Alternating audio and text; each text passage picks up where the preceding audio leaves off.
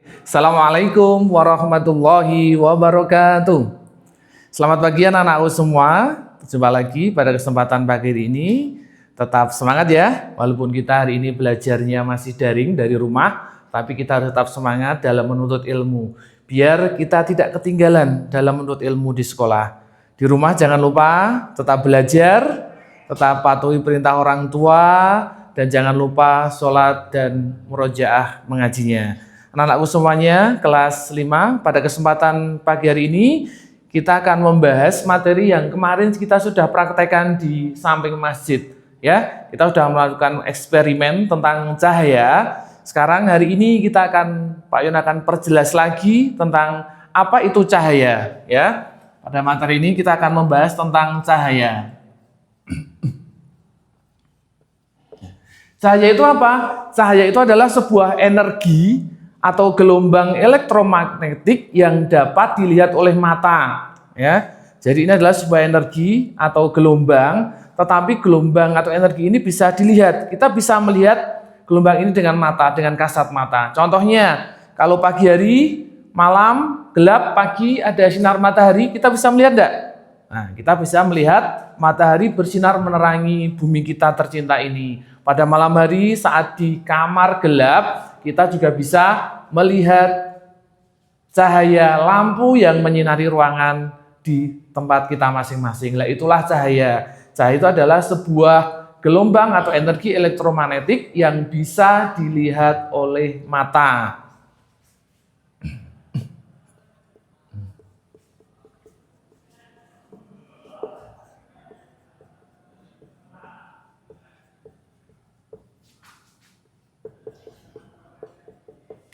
Elektromagnetik yang dapat dilihat oleh mata.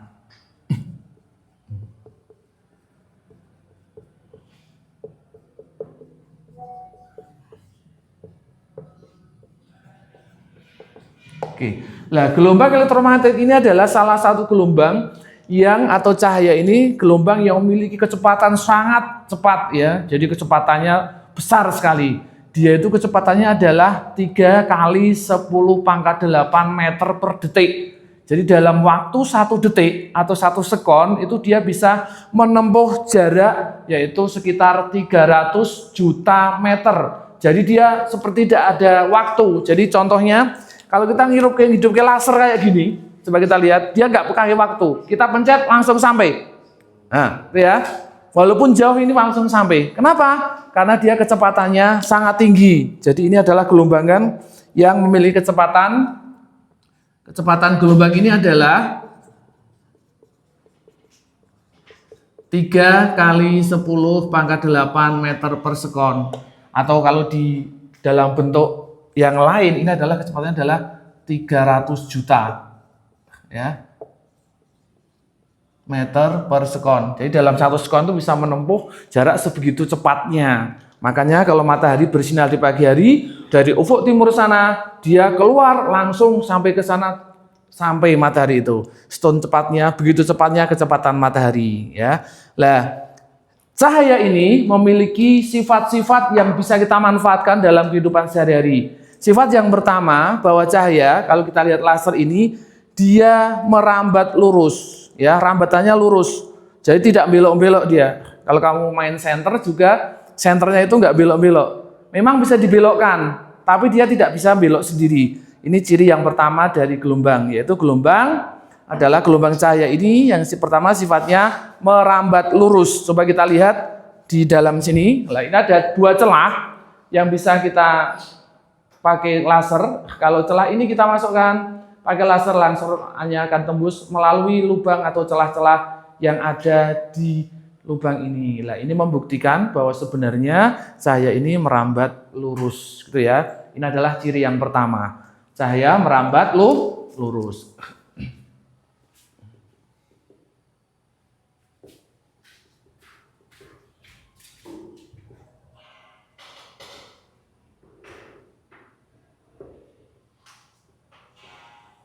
Merambat lurus.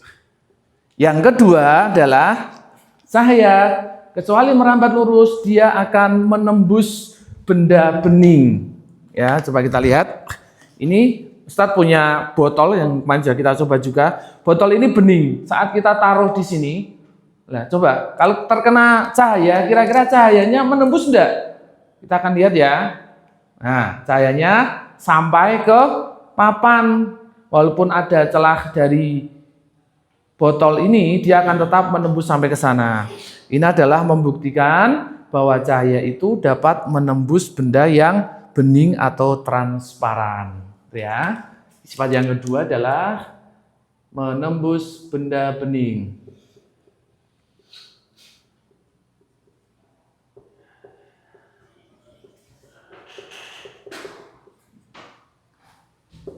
Yang ketiga, coba ini botolnya bening. Sekarang saya ganti dengan Ustadz punya botol yang gelap atau ini berwarna. Coba kita kenai laser ini, kira-kira lasernya ini bisa menembus enggak? Sampai ke layar atau papan tulis enggak? Nah, ternyata saat kita kenakan ke botol, itu cahayanya tidak sampai ke layar. Nah, berarti cahaya ini tidak bisa menembus benda gelap. Ya, lah kemana kira-kira benda gelapnya? Cahayanya kemana, Pak Ustadz?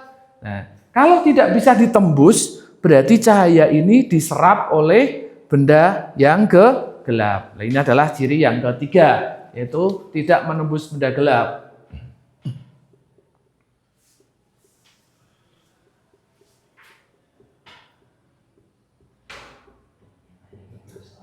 Benda gelap. Yang keempat, setelah tidak menembus, berarti cahayanya akan diserap semuanya oleh benda yang gelap. Ada lagi, coba kita akan pakai cermin ya. Kira-kira kalau cahaya itu kita kenakan cermin, apa yang terjadi kira-kira nanti? Lihat, saya punya cermin.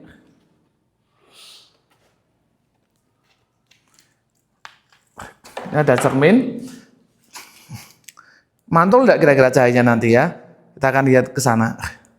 Kita putar ke sana, kita putar cermin. Lah ini saat cerminnya digerakkan, maka cahayanya juga ikut bergerak. Ini adalah cahayanya mengenai cermin terlebih dahulu, baru dari cermin ini mengenai papan tulis atau layarnya. Coba kita gerakkan layarnya. Nah, saat kita gerakkan, oh ternyata yang bergetar ini, yang bergerak itu di cerminnya, tapi lasernya tetap diam. Oh, berarti ini membuktikan bahwa cahaya itu bisa dipantulkan, itu ya. Contohnya kalau kamu melihat di sini saat pagi hari mau berangkat sekolah, kita bercermin ya, lah akan terlihat bayanganmu di dalam cermin. Itu juga sama. Ini adalah ciri cahaya yaitu dapat dipantulkan. Dapat dipantulkan. Nah, tetapi nanti pemantulannya beda-beda. Ada yang kalau kena permukaan yang halus kayak gini, nanti pantulannya juga halus, disebut dengan pemantulan teratur. Nanti kalau mengenai permukaan yang tidak halus atau cerminnya kasar, maka nanti hasilnya juga pantulannya akan kasar, disebut dengan pemantulan yang tidak halus atau pantulan tidak halus ya, pemantulan kasar. Oke, yang berikutnya adalah coba kita lihat, Ustadz punya air, kemarin kita juga sudah coba. Kita punya air. Saat air ini kita lihat, kita bisa lihat ya, coba kita masukkan pensil. Nah, saat kamu lihat dari sebelah depan, pensil ini tidak lurus. Kelihatannya dari depan ini, pensil kelihatan seperti melengkung atau patah.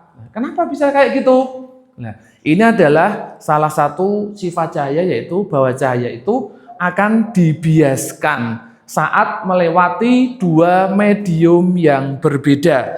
Mediumnya kok berbeda? Ini lihat, di atas ada udara, di bawah ada air. Nah, maka pensil ini bertempat atau melewati dua tempat, yaitu udara sama air.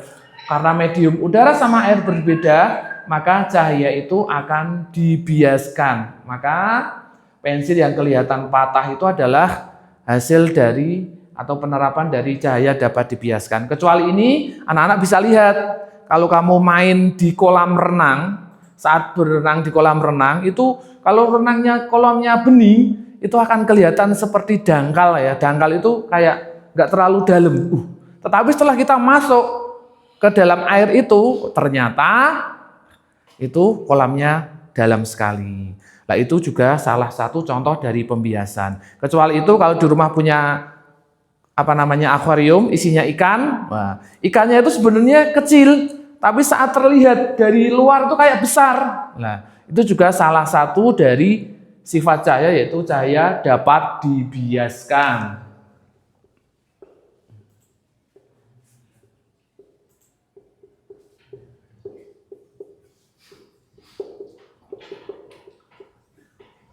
Nah, yang terakhir, kalau pagi hari saat hujan, anak-anak pernah lihat kan di sebelah timur atau sebelah barat ada yang disebut dengan pelangi, ya. Ada pelangi toh. Pelangi itu warnanya apa? Pelangi warnanya ada 7 ya. Mejiku hibiniu, merah, jingga, kuning, hijau, biru, nila, ungu. Lah, itu kenapa bisa kayak seperti itu? Itu adalah hasil dari dispersi cahaya atau penguraian cahaya. Sebenarnya matahari itu warnanya putih, ya. Dari warna putih itu dipecah menjadi 7 warna, yaitu Meiji Bunyu tadi, ya. Ini sifat yang terakhir dari cahaya, yaitu dapat diuraikan. Dapat diuraikan. Nah, ini ya, ini adalah beberapa sifat atau ciri-ciri dari gelombang cahaya. Terima kasih. Nanti anak-anakku semua, kalau ada materi yang belum jelas, yang belum paham, bisa ditanyakan ke Ustadz ya. Selamat belajar. Nanti akan kita kasih evaluasi setelah pembelajaran ini selesai. Ini pelajaran pada kesempatan pagi hari ini. Mohon untuk nanti dicermati, dipahami dengan maksimal. Assalamualaikum warahmatullahi wabarakatuh.